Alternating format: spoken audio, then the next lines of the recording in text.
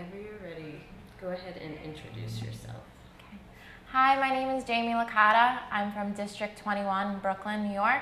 I teach at Abraham Lincoln High School. I teach a group of repeater 11th grade geometry classes. Perfect. Okay. So starting off,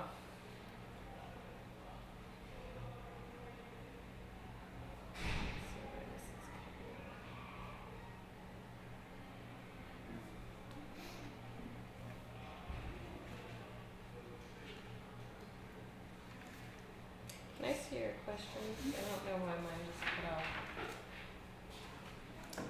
Okay. So how does this lesson connect to and build on students' prior skills and knowledge? What was taught before the lesson and what will come after it?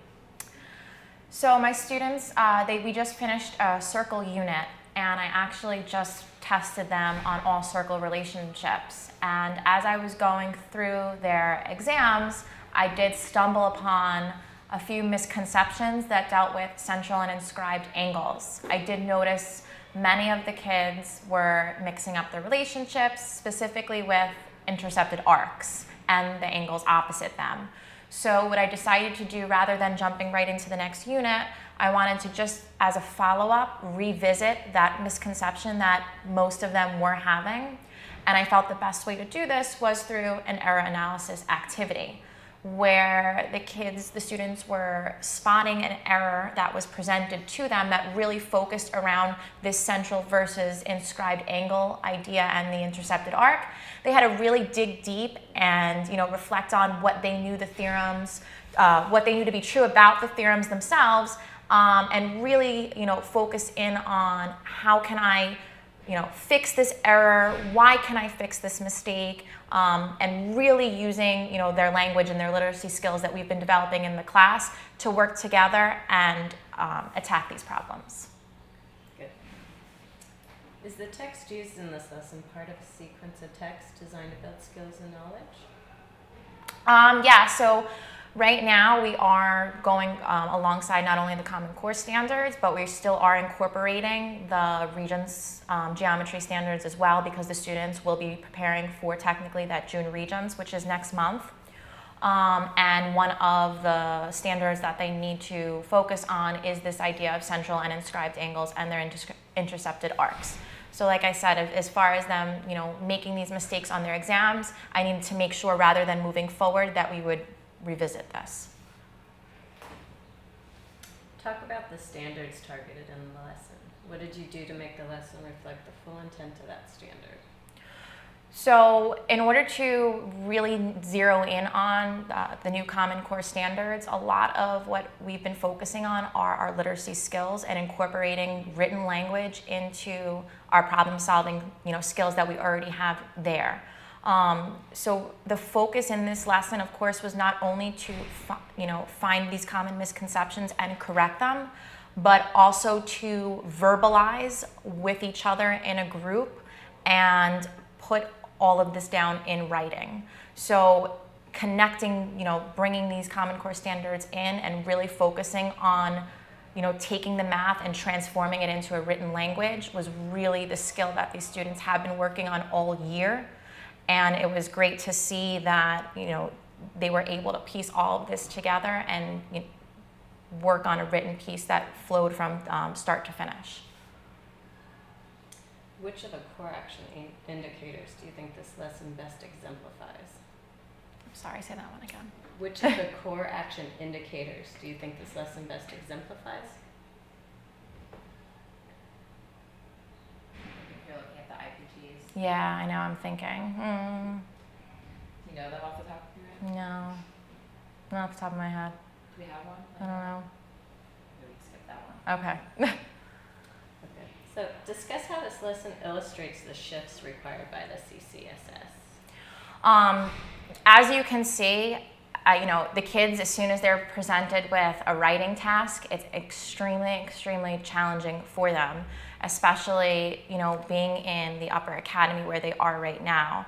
This is the first, year or so where they're really feeling the pressure to verbalize all of the skills at this point that they never had to in the past.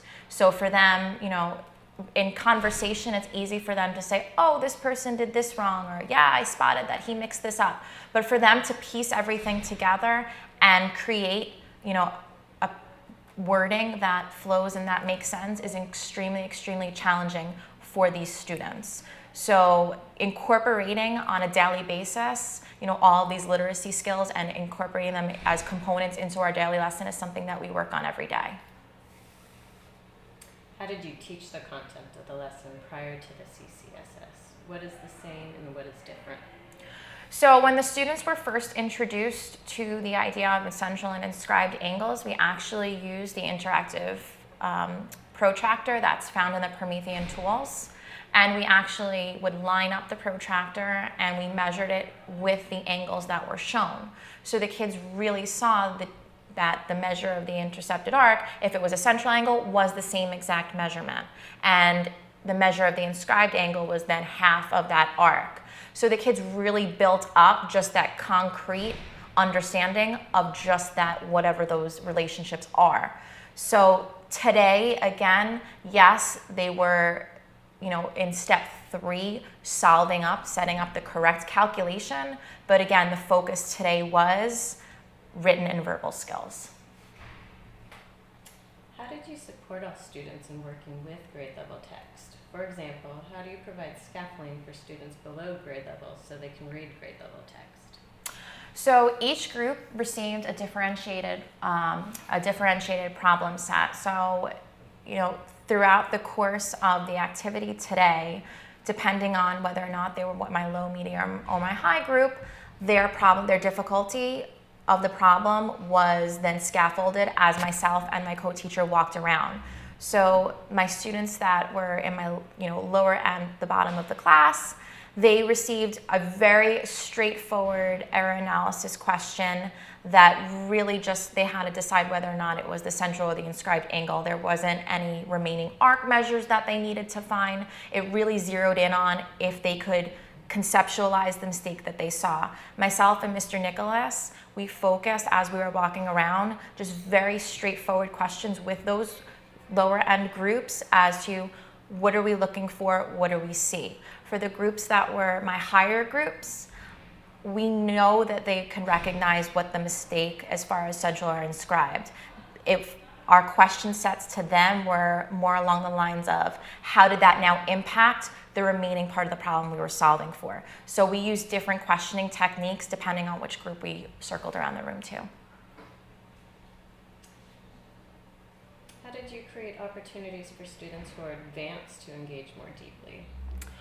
So the higher groups, as I just said before, yes, the problems were differentiated. The groups that were up more for a challenge, it wasn't just recognizing a central or inscribed angle. They then had to take either that central inscribed angle, maybe find a missing arc. They had to then use that a whole circle is 360 degrees to find a remaining arc. Maybe there were parallel lines built in as chords. So there was a couple different angle relationships that built on just the central and inscribed angle that the error was made on. The lower end groups, again, were just given a very straightforward recognizing a central or inscribed angle.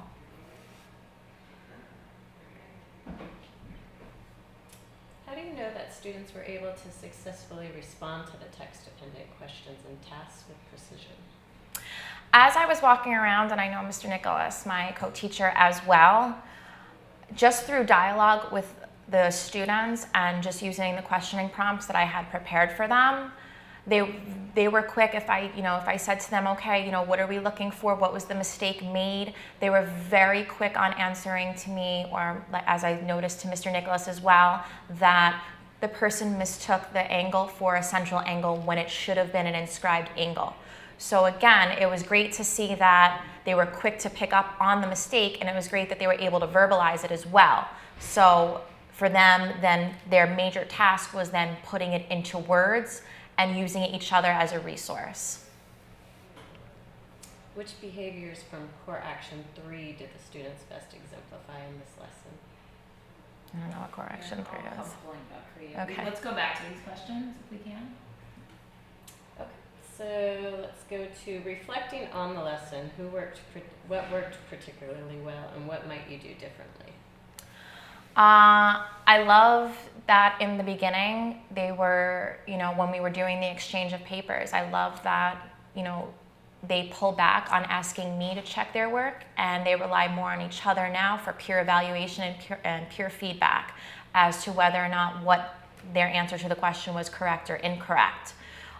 We've been focusing on that a lot in the classroom throughout the year. A lot of them are quick to, ask for my assistance right away. So, the purpose of putting them, in desks where they were next to each other so that they could swap papers really worked out well, because when they were able to read what each other wrote, it was almost an error analysis inside of an error analysis. They had already spotted errors themselves. Now they were reading the person's paper next to them, and they were able to pick up on whether or not they could understand, make sense out of what their partner wrote, and then at that point, could they give them constructive feedback to help move them perhaps maybe from a 3 to a 4 level, which again was all the students working with each other, and again, pulling less back on myself. I thought that throughout the course of the lesson, the students, worked very well with each other. Everybody had, decided amongst themselves what their group role was. I thought the spies did a great job. It seemed to me that they were, when they were going from one group to the next to maybe gain a little bit of insight, they were coming back with very valuable information to share with their groups, which I thought was great. Again, it was pulling back on myself and my co-teacher and really relying on one another, which is definitely something that we like to see. And again, just walking around, watching and reading what the students were writing, it was very evident and very clear to me that they really understood common misconceptions that we make between central and inscribed angles, which again clarified the mistake that they had made on the previous exam. And the last one on the list, were there any surprises or unexpected student behaviors or reactions? My students were very shy. Normally they're very lively, outgoing. I think, the cameras being in the room, it definitely played an impact on, their nerves. But I think that they acted respectfully. I think they really worked well with one another in a way that I was incredibly, incredibly impressed with. So. Okay. And go. I believe that this really exemplifies the third IPG goal. I feel that the students from all angles had a way to exhibit what they knew to be true about central and inscribed angles. I had the writer who felt maybe more comfortable pulling in the information that everybody was discussing with one another. That was their way of expressing what they knew about the problem at hand. There were some students who step up to the challenge and they were quick to perhaps be maybe the spy, or they wanted to then be the presenter tomorrow. That was going to be their way of channeling their strengths with the problem at hand. So I think, assigning group roles to each student enables them different pathways to express their strengths with the problem that they were presented with. Okay. Did you need to reflect on? Yeah. So which one am I looking at now? We're at correction 3. Hold on. Okay. Okay. Now it's recording. Go ahead. As I was walking around, like I said, for myself, it's been a learning process with the new Common Core standards as well. For myself to pull back when the students are quick to ask myself or even the co-teacher for assistance. What I found was, in this case, the students, when they're presented with a problem, they really took advantage and were relying on critiquing each other's thinking and asking one another questions as to, well, why do you know it's a central angle? Why do you know? What are we supposed to do here? Rather than asking me, they were challenging one another. And I believe, Core Action 3, C really, says that would be I can't. Sorry. Okay. I forgot what I was going to say. Did you want to take it from the top? Yeah. Sorry, me screaming a little. So which behaviors from Core Action 3 did the students best exemplify in this lesson? Again, for myself, it's been a struggle pulling back on being able to assist my students right away when their hand goes up. It's been a learning process, over the course of the year, and I think I believe the students have really become more comfortable with another. in that area C of that core action, where they're really critiquing one another and they're really challenging one another's thinking and thought process as they're analyzing a problem. So I felt that I could almost be a shadow just listening in on their conversations, and I didn't feel I needed to be that one that needed to intercept and say, well, why do you know that this is true? The students were taking that upon themselves and critiquing and challenging one another, which was great to see. Good. You're done. Good? Great. Okay. Awesome.